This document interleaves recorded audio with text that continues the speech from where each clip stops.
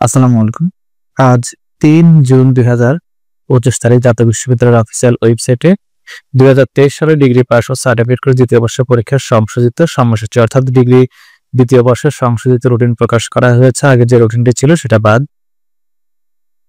২০২৩ সালে degree pass ও certificate দ্বিতীয় বর্ষ পরীক্ষার সংশোধিত সময়সূচি। মনে রাখবেন, এখন যে রুটিনটি সেটা উপরে সংশোধিত লেখা থাকবে। 23/6/2025 তারিখে পরীক্ষা শুরু হবে। পরীক্ষা আরম্ভের সময় দুপুর 2টা।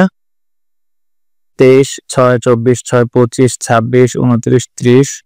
এরপর হচ্ছে 1 জুলাই, 2, 3, 7, 8, 10, 14, 15, 16, 17, 20, 21, 22, 23, 24, 27, 28, 29, 30 জুলাই পরীক্ষা শেষ হবে।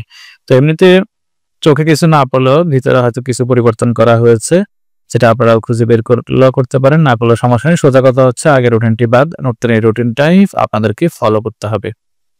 পরীক্ষা শুরু 3-4 দিন আগে অ্যাডমিট কার্ড প্রকাশ করা হবে। আপনারা সরাসরি কলেজের সাথে যোগাযোগ করে আপনাদের অ্যাডমিট কার্ডগুলো সংগ্রহ করে নেবেন। আর সম্ভব হলে ভিডিওতে একটি লাইক দিবেন। যত বেশি লাইক দিবেন তত বেশি মানুষ ভিডিওগুলো দেখবে। সবাই ভালো থাকবেন। আল্লাহ হাফেজ।